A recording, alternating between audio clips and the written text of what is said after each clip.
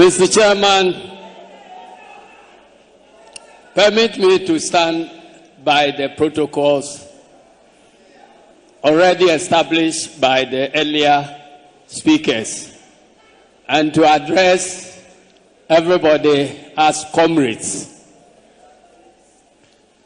Comrades, I believe that this is not the time for long speeches. We have had so much that to attempt to add anything will be to dilute the very wonderful speeches that have been delivered by our speakers today. So I'll just take only 3 minutes and I'll use 2 minutes to acknowledge some of the great names that contributed to the formation and growth of NDC to date. I know that everybody contributed in a way, but it looks as if we have not compiled the list. So each speaker comes and adds some of the names. As the earlier speakers were acknowledging the great contributors, I was also penciling down a few of them which I think needs a mention.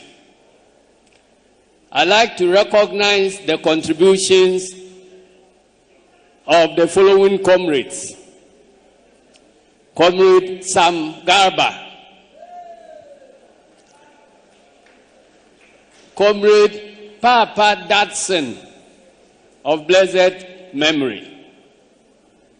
He played a very wonderful role at the Consultative Assembly during the formation of the party and the wing of the party called the Front. I'd like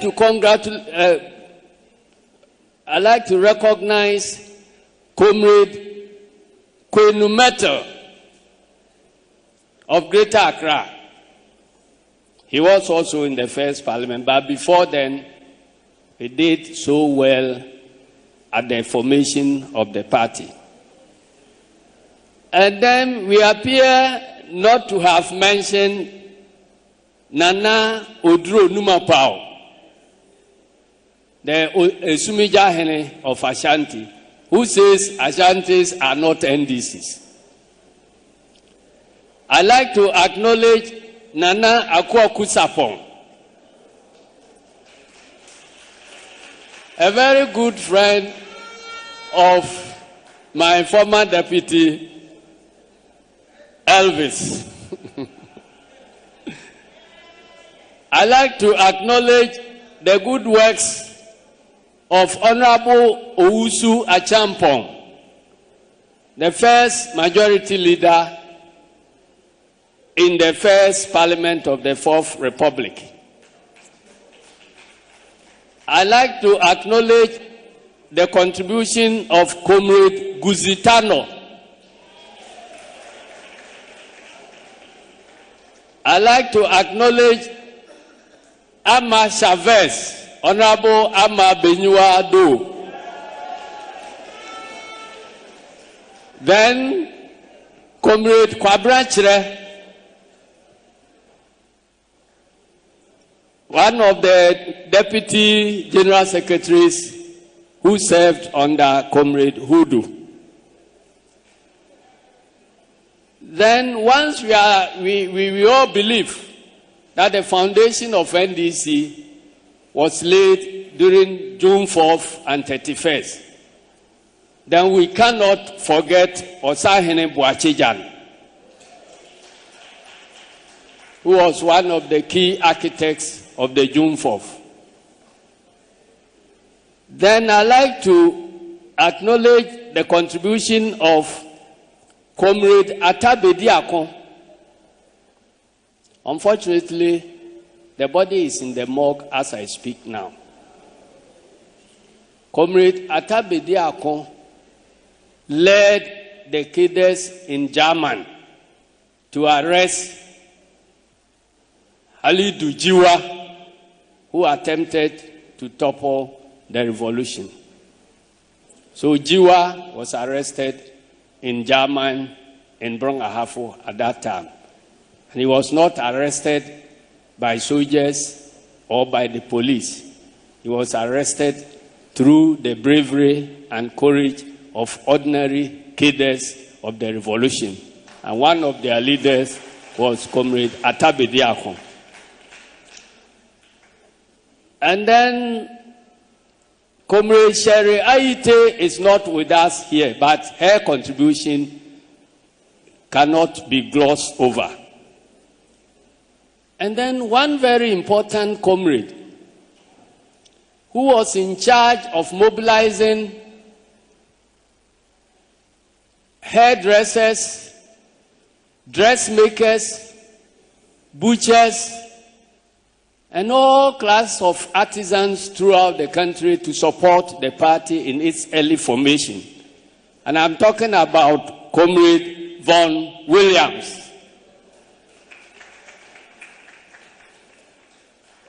Then comes Comrade Dr. Tony Edu.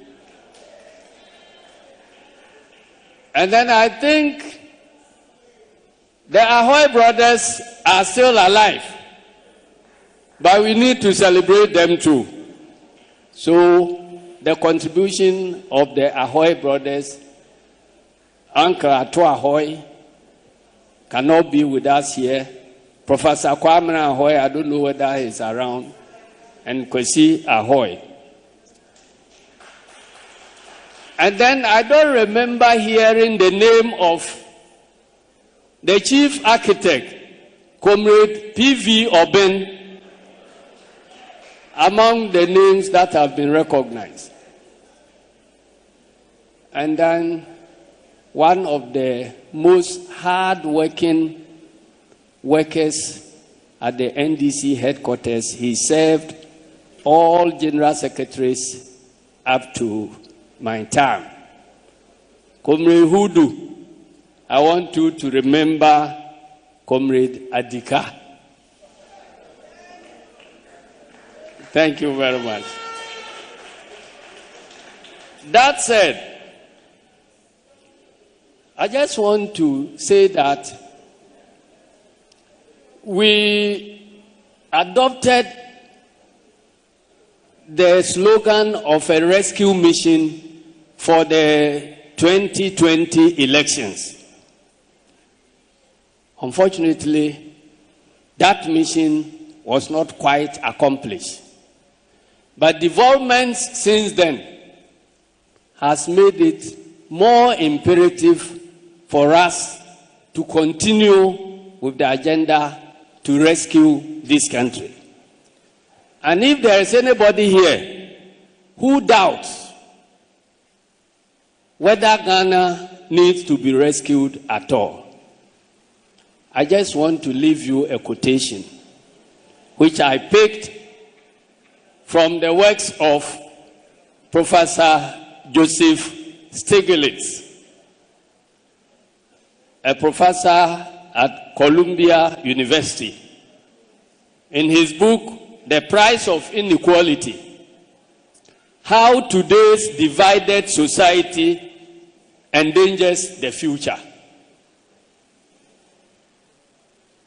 Then I'll leave you, compare the situation we are in today and draw your own conclusions. But I believe you agree with us in NDC that this nation actually needs to be rescued.